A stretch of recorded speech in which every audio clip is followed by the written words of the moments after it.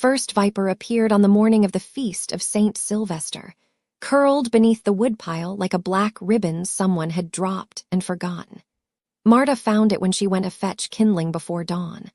She crouched in the blue half-light, her breath streaming out in pale clouds, and stared at the creature. It should not have been there. Vipers slept through the Polish winter, buried deep in the frozen earth where even the frost could not reach them. Everyone knew this. And yet the snake lay coiled on the split oak logs, its scales gleaming with a faint iridescence that had no business existing in December. "You should be asleep," Marta whispered. The viper's tongue flickered. Then it slid between the logs and vanished. She told no one. There was too much happening in the household for anyone to care about a single confused snake. Her father's estate, if one could call the drafty stone manor and its cluster of outbuildings an estate, had been in upheaval for 3 days. Messengers had arrived from Krakow bearing letters sealed in red wax, and her father had not slept since reading them. The war was to blame, as it was to blame for everything. The Great Northern War had dragged on for over a decade, chewing through kingdoms like a dog worrying a bone. Sweden, Russia, Saxony, the Ottoman Empire. Half of Europe had plunged its hands into the blood, and Poland sat at the center of it all, torn between rival kings. Marta had grown up with the sound of distant cannons, the way other children grew up with church bells. She carried the kindling inside and built up the fire in the main hall. The manor was ancient, its walls 3 feet thick, and still the cold crept in through every crack and seam. Ice had formed on the inside of the windows overnight, tracing patterns that looked almost deliberate, spirals and branching lines that reminded her, uncomfortably, of the viper's scales. Her father emerged from his study as the fire caught. Lord Henryk Kowalski looked as though he had aged 5 years in 3 days. His beard, once merely touched with gray, now seemed entirely silver in the firelight. He limped to his chair and lowered himself into it with a grunt. "Marta, good, I need you today." The letters. Delegates, a Swedish envoy and a Saxon one, arriving before nightfall. They want to discuss passage rights through our lands. He rubbed his eyes. "They will need a translator. My Latin is not what it was, and you speak it better than anyone in the province." Marta nodded. She had learned Latin from Brother Felix at the monastery, along with Greek and a smattering of Church Slavonic. Languages came to her the way music came to some people. She simply heard the patterns, and they lodged themselves inside her mind. "Will they be civil?" she asked. Her father's laugh was short and bitter. "A Swede and a Saxon in the same room during wartime. What do you think?" She thought it would be a disaster, but she kept that to herself. The day passed in frantic preparation. The household servants aired the guest chambers, beat the carpets, and slaughtered 2 geese for the evening meal. Marta helped where she could, but her mind kept drifting back to the viper beneath the woodpile. By midday she had convinced herself it was nothing, a freak occurrence, an animal roused by some underground warmth. Then she found 3 more. They were in the cellar, woven together in a knot near the grain stores. Marta stood on the bottom step and watched them, her candle trembling. These were larger than the first, thick-bodied and dark, and their eyes caught the candlelight like drops of molten copper. They did not flee from her. They watched. This is wrong, she thought. This is deeply, fundamentally wrong. She backed up the stairs and closed the cellar door firmly. Then she pulled on her heaviest cloak and walked out into the snow. The monastery of St. Elia's sat a mile north of the estate, perched on a hill that overlooked the frozen river. The path was treacherous in winter, narrow and iced over, winding between bare birch trees that clawed at the white sky like skeletal hands. Marta walked quickly, her boots crunching through the crust of old snow. The air was so cold it burned her lungs. Brother Felix was in the scriptorium, as he always was, hunched over a table piled with manuscripts and bound codices that looked older than the monastery itself. The room smelled of ink and tallow and the faintly sweet decay of ancient parchment. He looked up when Marta entered, and she was startled by his expression. His sunken eyes held something she had never seen in them before. Fear. "Marta," he said, "sit down quickly." "Brother Felix, I came to ask you about." "The serpents, yes, I know." He gestured to the manuscripts before him. "I have been reading all night. Sit." She sat on the wooden stool across from him, her heart beating faster. "How did you know about the serpents?" "Because they are everywhere.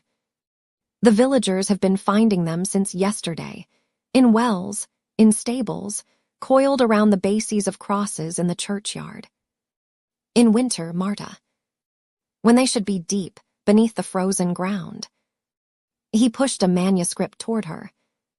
The text was in Greek, old and cramped, and the margins were filled with illustrations of twisting serpentine forms. "I found this last night. It is a copy of something far older, a text that was ancient when this monastery was built." Marta leaned forward. The Greek was archaic, difficult, but she could make out fragments. The architect, sealed beneath, when the harmony is broken. The cold ones will rise first. "What is the architect?" she asked. "Not what, who?" Brother Felix clasped his thin hands together. She noticed they were shaking. "There is a legend older than the church, older than Rome, older perhaps than anything written by human hands. It tells of a being who existed before existence itself. A creator. The one who designed the framework of reality, every law, every boundary, every thread that holds the world together. A god. Beyond a god. The gods themselves were his work if this text is to be believed, and those gods grew jealous of him." Felix paused, glancing toward the window as if expecting something to be watching. "They tricked him, bound him, sealed him in a prison beneath the earth, a trap so intricate that not even the maker of all things could escape it." The candles flickered, though there was no draught. "The text says he loved serpents above all his creations," Felix continued, his voice dropping. "Called them his firstborn designs, the purest expression of movement and form. And it says that when his prison weakens, his beloved creatures will stir first, drawn upward by his dreams." Marta sat very still. The cold of the scriptorium had seeped through her cloak and into her bones, but the chill she felt had nothing to do with winter. "You think the prison is weakening. I think something is happening beneath us that we do not understand. There is a cave system east of here in the hills. The villagers have always avoided it. They say the ground there hums in winter, that the rocks are warm to the touch even when everything else is frozen." He met her eyes. "I went there yesterday. The symbols carved into the cave mouth. I had always assumed they were old Slavic markings, nothing more. But they match the illustrations in this manuscript exactly." Marta looked down at the page. The serpentine forms in the margins were not merely decorative, she realized. They were arranged in patterns, spirals and branching lines, almost like the frost on her windows that morning, almost like a language. "What does the text say happens when the prison breaks?" she asked. Felix did not answer immediately. He turned several pages, his fingers trembling on the brittle parchment, until he found a passage dense with text. Marta leaned in and translated slowly, her lips moving. "And the architect shall emerge changed, for confinement twists even the eternal. What was once harmony shall become hunger. What was once patience shall become fury. And the world he built with love he shall regard with the eyes of a stranger, one eye of light, one eye of darkness, and he shall find it wanting." "One eye of light," Marta repeated softly. "One eye of darkness." "There is more," Felix said. "But it is the part that frightens me most. The text says the seal weakens not through force but through faithlessness. When mortals abandon respect for one another, when kingdoms break their word, when patience is replaced by violence and honesty by deception. The prison feeds on that decay. It was designed to hold against everything except the corruption of the world above it." Marta thought of her father's exhausted face, of the Swedish and Saxon delegates arriving tonight to argue over land that was not theirs to claim, of the war that had ground on for 12 years, shattering every treaty and every promise.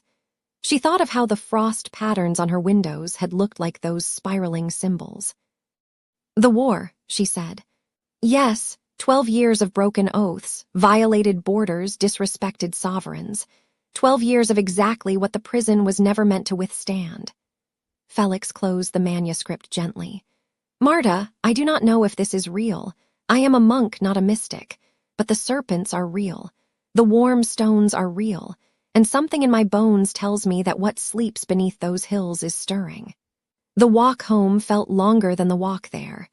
The sky had turned the color of a bruise, deep purple and gray, heavy with the promise of more snow. Marta pulled her cloak tight and tried to think clearly, but her thoughts kept circling back to the manuscript's words. Confinement twists even the eternal.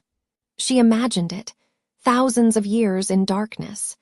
Thousands of years of silence, locked away by those you had created, those you had trusted. What would that do to a mind, even a mind that had designed the stars? It would break it, she thought. It would break anything. When she reached the estate, the delegates had already arrived. 2 carriages stood in the courtyard, their horses steaming in the cold. A Swedish banner hung from one, a Saxon crest from the other, and between them her father stood in the snow, his back straight despite his limp, trying to welcome both parties with equal courtesy.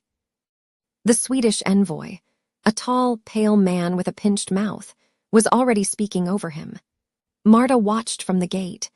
Behind her, somewhere in the gathering dark, she heard a sound she had never heard in winter. A dry, papery rustle, like scales sliding over frozen stone. She did not look back. But she felt, with a certainty that settled into her chest like ice, that something was looking at her. Something vast and patient and awake, watching from beneath the earth with mismatched eyes, one almost white, one almost black, and smiling in the dark. The snow began to fall.